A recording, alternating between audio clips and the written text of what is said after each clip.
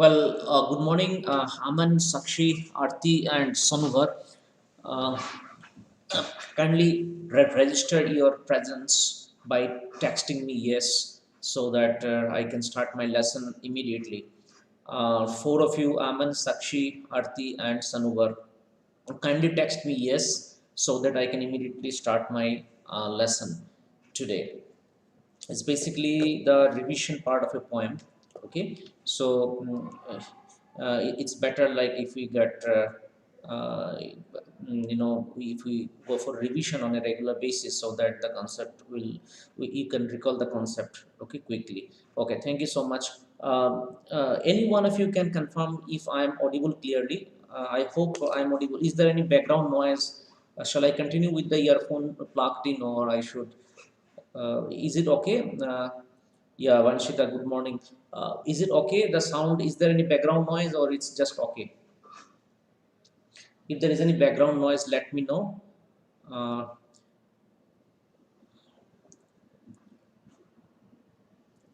so that I can begin quickly. Dear students, okay, so as you can see here, not this one, yeah. Today we are going to revise this lesson, which is elementary school classroom. That is a very difficult poem, so please do focus on the thing, explanation part. See, first of all, very quickly we'll go through the theme. The poem casts about the purpose of education to the slum children. Purpose of education to the slum children. Then it contains Spander's views about slum schools and the purpose behind establishing such schools. Okay, so this poem is all about the purpose of education for the slum children. The school obviously is in a slum area, and the school has been set up keeping in view the slum children, the education of slum children in mind. The poet thinks that lives of slum children will remain miserable unless they are educated and shifted elsewhere. Of course, education is the remedy for all the social evils. Okay, for all the evils that exist in society. Because if people become educated in the real sense of the term, in that case, a lot of problems can be resolved. So the poet says that the slum children will remain, the lives of slum children will remain very miserable if they do not get any aid or support in the form of financial support or logistic support in terms of supply of books and other infrastructural amenities. That is possible only when government comes forward, some NGOs come forward to donate them and to improve their infrastructure as well as the resources, educational resources of the school.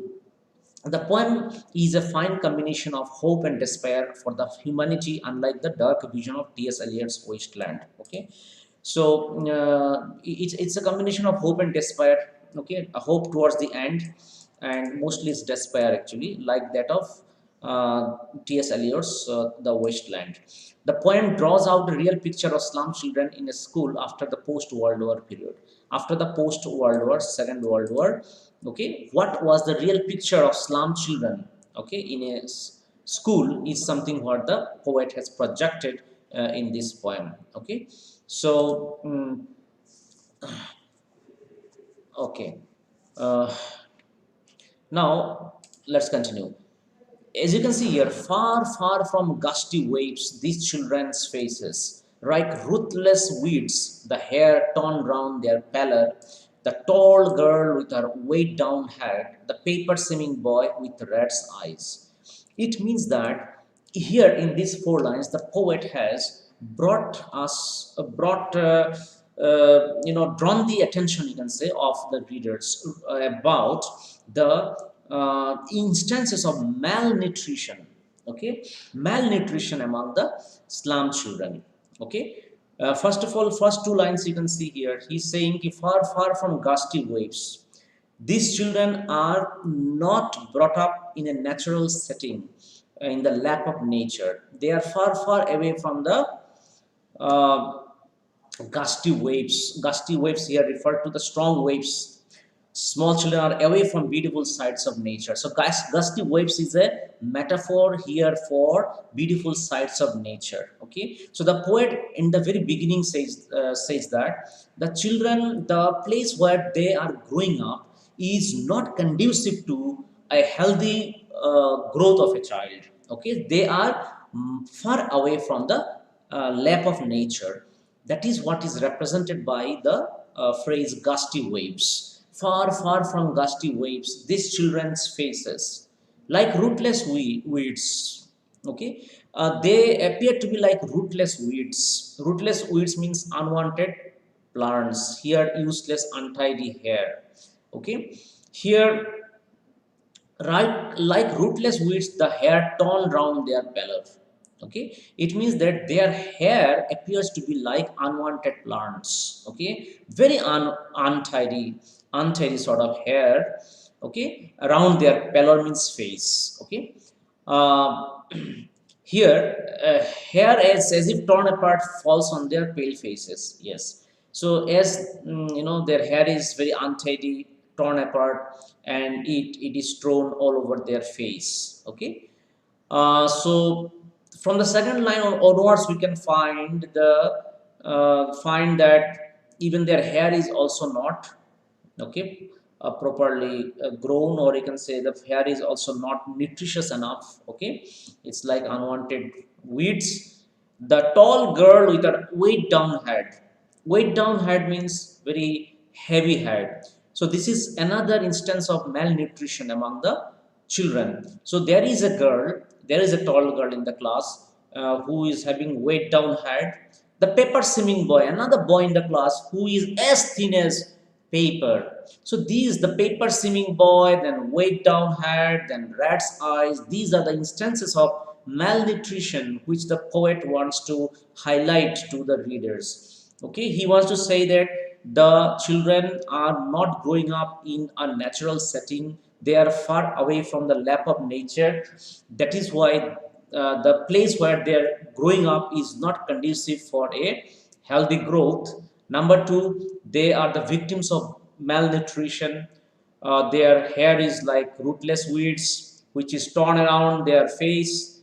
Then there is a tall girl who has a very heavy head, which is also a symbol of malnutrition. And there is also a boy who is as thin as a paper with red's eyes. His eyes are also something which are very peculiar. Okay, he has protruding eyes. Okay, with red's eyes means protruding eyes. Okay, eyes are very hollow, the socket of the eye is very hollow, and the children are having this boy is having eyes, protruding eyes. So this all goes on to say that the children of slum area are the victims of malnutrition, and they are growing up in a place which is far away from the natural setting for a healthy growth of a child. Okay, now let's just quickly go through the paraphrase. The poet here describes the miserable condition of the children sitting in a classroom in a slum school from gusty waves. Gusty waves here refers to the natural setting. Okay, children are away from the beautiful sights of nature, which is indicated by their appearance. Their hair, which looks untidy and fall on their pale face, is compared to rootless weeds here. Okay, their hair is compared to rootless weeds here. Okay, which their hair which looks untidy, their hair looks untidy and fall on their pale face, which is compared to the rootless weeds here. The hair is compared to rootless weeds. As weeds are unwanted in a garden, similarly the hair on their head appear to be unproductive as well. A tall girl in the classroom with her heavy head looks sad. Her heavy head represents her abnormal growth due to malnutrition. Okay. A tall girl in the classroom with her heavy head looks sad. Her heavy head represents her abnormal growth due to malnutrition. So, these things you please remember. You should learn by heart. What does heavy head signify in the poem? So you should write heavy head signifies her the abnormal growth of the girl due to malnutrition. One boy sitting in the class is as thin as paper. He has hollow eyes like those of a rat. He too is the victim of undernourishment due to glaring poverty. Now let's move on to the second uh, part of the first stanza. The stunted, unlucky hair of twisted bones. Again, the instances of malnutrition among the children of slum. Okay, stunted, unlucky hair. Stunted, unlucky hair refers to undernourished, unlucky successor. Unlucky hair here, H-E-A-R. This is different from H-A-I-R. Okay, this hair means H-E-I-R. Hair means this hair means successor. Okay, successor. Like the son is the successor of his father. Okay, so likewise success here means here successor. So he is the unlucky successor, who has inherited some diseases related to the bones from his father. So he is the successor of his father, who is unlucky because he has inherited some diseases related to bones from his father. That is why he is a unlucky hair. Okay, understood? So here twisted bones means deformed body, deformed, twisted body. The stunted, unlucky hair. Okay, the stunted, unlucky hair of twisted bones. Why is unlucky? Because of twisted bones. He is having deformed body, and he has inherited this deformed body from his father. Father's gnarl disease means father's deformity. Father also had physical deformity. That is why he has also somehow caught it. Okay, inherited it. Okay, his lesson from his desk. His lesson, he is reciting his lesson from his desk. How do you know he is reciting? Because it's given here, reciting a father's gnarl disease. Okay, his lesson, he is reciting his lesson from his desk. At back of the dim class and towards the end of the class, at the back side of the class, one unnoted, sweet and young boy is there. His eyes live in a dream of squirrel's game in tree room other than this. This means other than this classroom. And at the back of this dim class, dim means very dull class. Okay, insufficient light is there in the classroom. There is insufficient ventilation in the classroom. There is insufficient light in the classroom. That is why it is dim. So, at the back of the dim class, there is a very sweet boy, sweet and young boy who is not noted. Noted means who is not properly noticed by anybody. Okay, he is just sitting at the back of the dim class, but he is very much promising, very sweet and young boy. His eyes live in a dream. It means that even though he is poor, he is promising. His eyes, from his eyes you can understand that he is very much promising. And his mind is not in the classroom, because there is nothing in the classroom that can attract his attention. Therefore his attention is focused somewhere outside the classroom in a tree where the squirrel lives. Okay, in a place, in a tree where the squirrel lives, and he is as lively and you can say active like the squirrel also, and his mind is there somewhere near the tree where the squirrel is involved in playing games. Okay, so the boy thinks of squirrel's game into the hollow of a tree rather than this cramped classroom. Okay, rather than hollow of a tree where the squirrel lives. Okay, so the boy is thinking of the squirrel's game somewhere outside the classroom. Okay, where the squirrel lives, instead of being focused in this classroom. Why? Because this classroom has nothing to offer to this boy. The boy is very much promising, so his mind is not focused in the classroom. His mind is focused somewhere in the lap of nature, in a tree where the squirrel plays the game.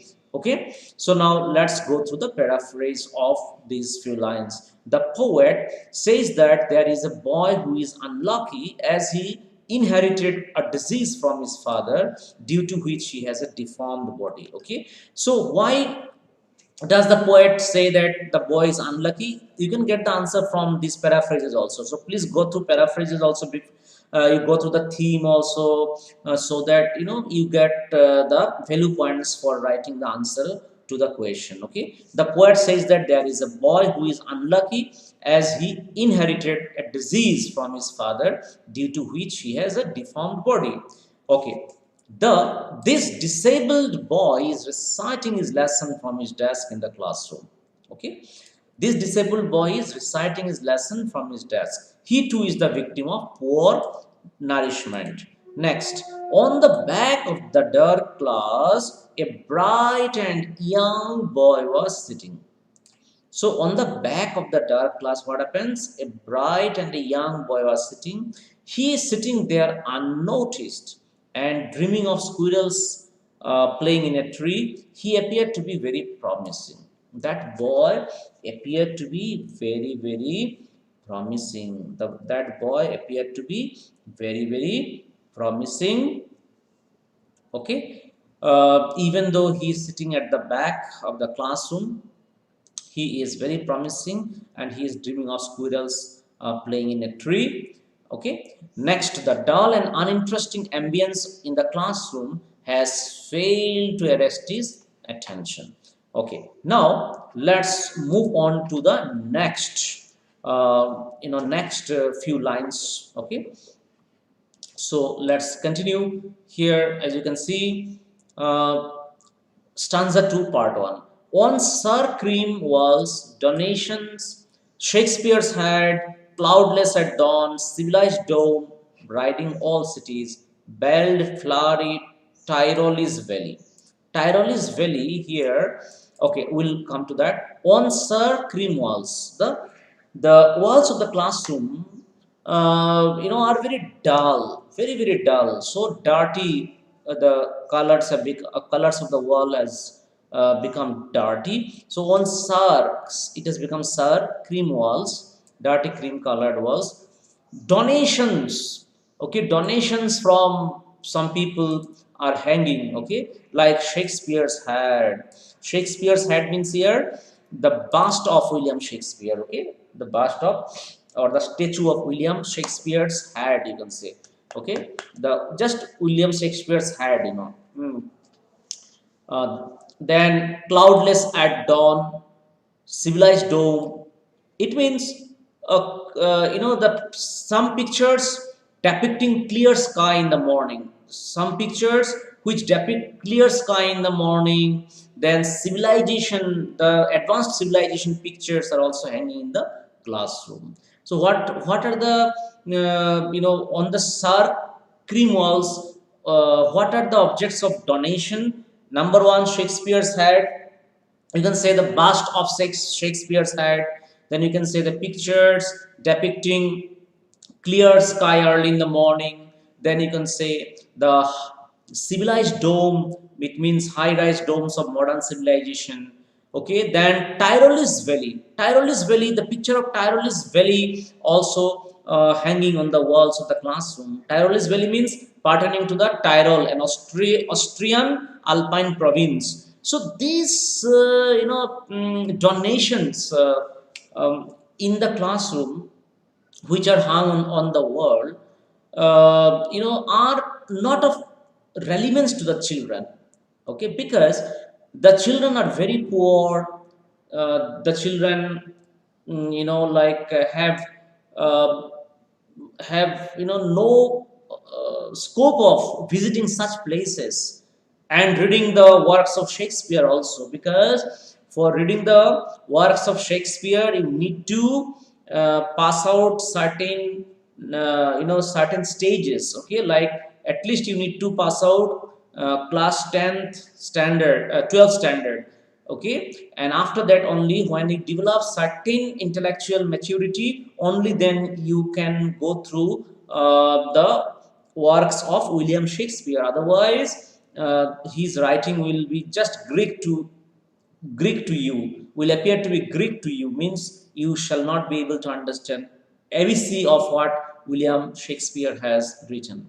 So, to understand William Shakespeare's writing, you need some intellectual maturity, okay, which comes to a child after at least 18 years of study in the school.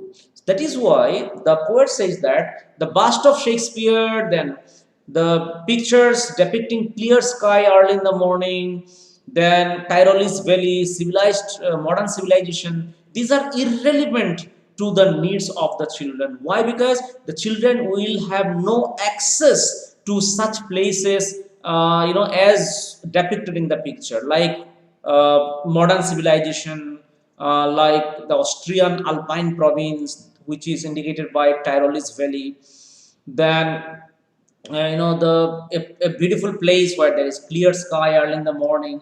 Okay, these are some of the places where the slum children can have no access, because they are very poor and their life is confined to this slum only. They cannot come out of this slum area. Therefore, all these donations or so-called teaching aids are all irrelevant to the slum children, because they can not have access to the places portrayed in the picture, and also they cannot have the privilege of going through Shakespeare's writing, and so on. Therefore, these donations in the classroom in the form of so-called teaching aids are not relevant to the educational needs of the children. Now let's go on to the paraphrase section.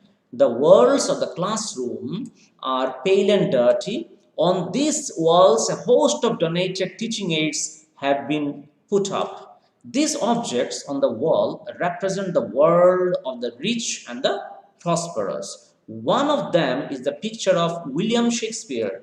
The other picture shows early morning sky without any tinge of cloud in it. The picture of high-rise domes of modern civilization represent the quality of life in those cities.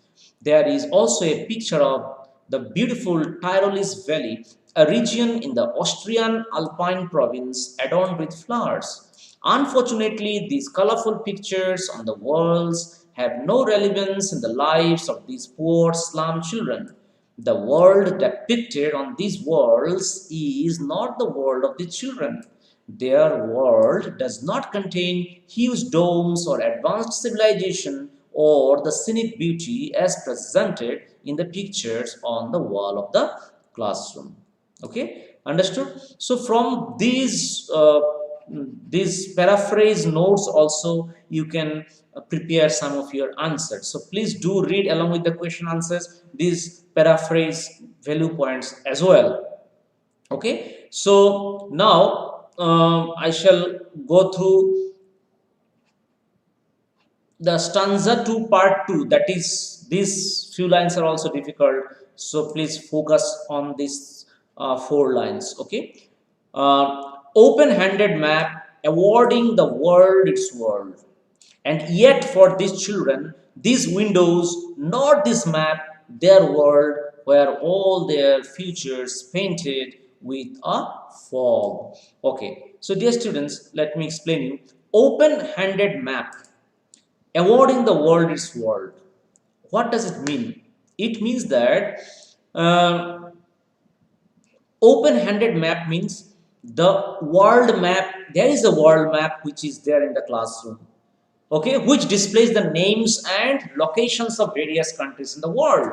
So awarding the world its world means the world map which is hanging in the classroom has listed the names and locations of various countries in the world. That is the meaning of awarding the world its world. It means the open-handed map, the world map, has or the world map depicts the beautiful countries of the world, or the world map depicts the names and locations of various countries in the world. That is the meaning of awarding the world its world. As the map mentions all the names of the countries, okay, that is why awarding the world its world, okay, representing the world the way it is. It means the world map which is hung or which is hanging in the classroom displays the names and various locations of the countries of the world, okay. And yet for these children, these windows not this map their world, okay. Why do you think for the slum children the world outside their windows is their world? Why? Because slum children will not be able to go out of their slum in any foreseeable future. Understood? The slum children's life is confined to the four walls of the slums where they currently reside. They have no privilege of going outside their slum areas. Therefore, the poet is saying the world map is very irrelevant for them, because it is not this map which is their world, but their world is the world outside the windows of the classroom, because this is what they have grown up, they are bringing up, and they will always be there only, because they cannot come out of their slum areas, because they are doomed to live here, they are doomed to die here, because they have nobody to sponsor their education, they have no one to look after their needs. Therefore, the poet says that in spite of having a world map and the listing of different countries in the map, this map is very much irrelevant to the educational needs of the children. Why? Because children can never go outside their slum, as the the world outside the window of the classroom is their world, where they are born, they will grow up, and they will die. Understood? Therefore, this world map, which is depicting the countries of the world, various countries of the world, various locations of the world, okay, is quite irrelevant to the slum children. And then you can see where all their future is painted with the fog. Where means here in the slum area. What is their world? These windows their world. Means these windows means what? The slum outside the window. Here it refers to the slum which is visible outside, visible through the windows, okay. Are there is their world, because they cannot come out of the slum, where in this slum area their future is painted with a fog. The future of slum children is hazy like fog, because their future is very very unpredictable. So with an imagery fog, with a imagery fog, the poet has compared the uncertainty of the slum children's future with a fog. As the fog sort of distorts our vision, as the fog like prevents us from seeing something clearly, likewise their future is a fog, because their future is very very uncertain. Okay, so now let's move on to the paraphrase part of these few lines. The world map hung on the classroom displays the names and locations of various countries of the world. Awarding the world its world means the world map depicting various countries of the world. But these countries are outside the reach of the slum children, and hence the world map has no importance for the children. Understood? These countries are outside the reach of the slum children. Which countries? The countries which are mentioned in the map, Hence, the world map has no importance for the children. And then the life existing outside the window of the classroom is their actual world and not this map in the classroom. Okay, the life that exists outside the window of the classroom is their actual world. That is, their slum is their actual world and not this map in the classroom. Unfortunately, their world is painted with fog, the fog of hopelessness and hunger. Their future is grim and uncertain. So, in order to indicate the uncertain and grim future of the slum children, the poet has made use of the imagery painted with a fog. Okay. So, dear students, I shall explain you second part, part 3, stanza 2 part 3 in my next class. Okay, in my next class I shall finish the lesson. Okay, so it's a 2 day class actually, because I cannot rush through at this moment. The following lines which are coming up are very difficult, so I've got to go a bit slow. For this reason, I'm winding up here, dear students. So please do come in the next class as well, so that I can complete this poem. And then, if you have any particular lesson in mind which you want me to explain, you can please text me, so that I can sort of revise this lesson, okay, for you. But I have a plan in mind, like I want to first finish the revision of the poems, and then I shall take up those prose lessons which are difficult, for you to understand.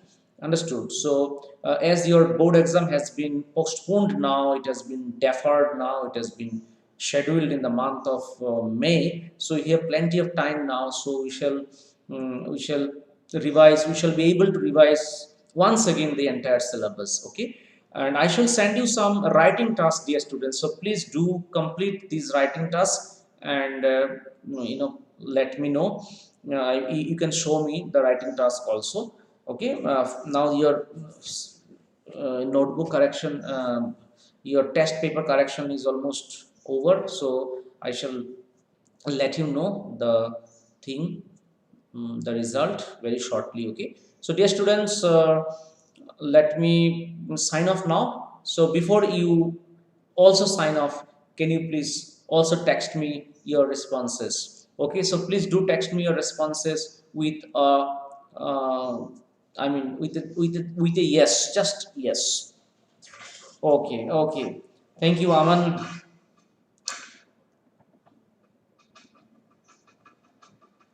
Sakshi. Yes, very good. So, thank you so much, Aman, Rudraksh, Sakshi. What about Arti, Utkarsh, and yes, very good, Vedant, Arti. Thank you so much. Okay, okay. So, thank you so much, dear students, for staying connected with me. We shall meet the next day after tomorrow, once again at sharp at 11 o'clock. Okay. So, bye bye. Take care. Thanks for attending the class.